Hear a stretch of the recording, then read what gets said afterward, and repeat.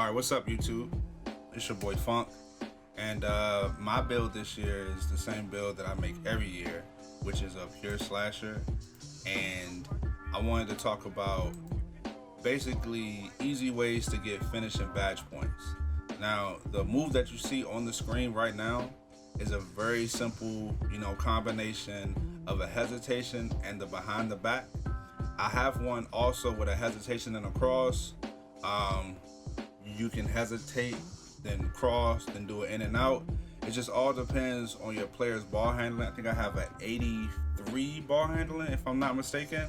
So this move definitely gets you by your defender. I know if you don't have quick step, or if you're not gonna get a blow by animation, having at least ankle breaker on bronze does help you out.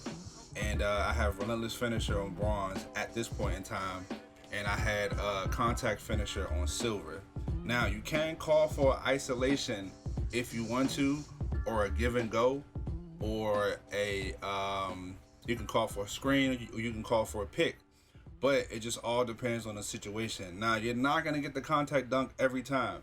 This isn't a video talking about how to get contact dunks every time. This is just a video on how to get by your defender and get those easy finishing badge points, right? So you can either, again, do a hesitation to a cross, a hesitation to a behind the back, and then once you kind of like get in the paint, you can either choose if you want to do a hop step dunk, or if your player can trigger the contact animation, do that, or you can do the hop step dunk to the contact animation. I mean, that's totally up to you. Now I'm gonna show you another clip of this one right here. Now this one is basically a contact layup. So they give you points this year, and I'm doing the same move. It's an isolation, hesitation, behind the back to the contact layup. Now, I believe I finished it, okay, it was early, and it was 10% covered. So if your relentless finisher is high and your contact finisher is high enough, your player will be able to make layups. And I think the other one was consistent finisher. If you have that, I do not have that on right now. I was waiting to put it on. But if you have consistent finisher, that can also help you out too. So again, the move is simple.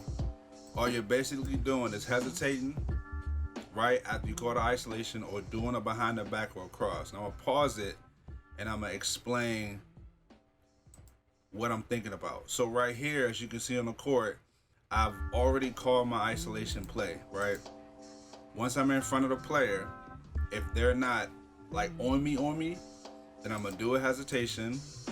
After the hesitation, I'm gonna automatically get the ankle breaker badge. Like, that's gonna pop up because I'm doing the behind the back. Now this isn't a momentum behind the back. It works with any behind the back. It doesn't really matter. This is just the behind the back that I chose. I believe it's 3. I believe it's normal 3. If not, then I'll put it in the description, or I'll find out. After that, the computer is basically stunned, right? So right here, as you can see, I got the ankle breaker badge and the computer is basically stunned. After that, I pretty much have an open lane to the cup. Now you can decide to shoot a mid-range if you have a hot spot at the free throw line right here. I've done that to get shooting badges.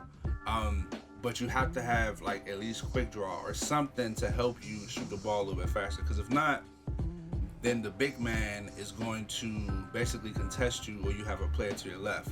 From right here, you can either choose to just take the ball up, see if you can finish a layup, but it's all about timing. Because if you miss that layup, like, that's basically on you. And then we score in the cup. Now I have another clip that I wanted to talk about. With this one, it's a bit different. It's the cross to the contact dunk. I believe I've shown this like before. All you're basically doing is the same thing. I'm gonna pause it and I'm gonna kind of just like go through the steps. And now the isolation on this one is a little bit better, right? So as you can see, your quick plays, you can call for a pass and screen away, give and go, quick isolation, or receive screen. If the quick isolation, if you call it too early, both the power forward and the center is going to sit in the paint because they're going to think that you want to shoot a 3. So do not call it at half court. Call it once you cross half court. After you cross half court, I've called it. I've crossed half court. Now your team is going to be able to shift to the other side of the court, right? I do my hesitation. I did not get the ankle breaker animation because this is not what causes it. Once I hit the cross, I basically blew past my opponent. Now I have enough speed and momentum to finish with the contact dunk. If you do that every time, you can choose to either do fancy footwork, which is going to give you a hop step dunk or a hop step layup, or you can do a floater if you have enough room. That all depends on you. But this is basically easy ways to get finishing badge points to be able to get Hall of Fame badges quicker, gold badges quicker. If you guys like the video or it helps you out in any type of way, definitely hit that like button for me. I'm going to stream later on in the week, but just look out for more videos and more tips.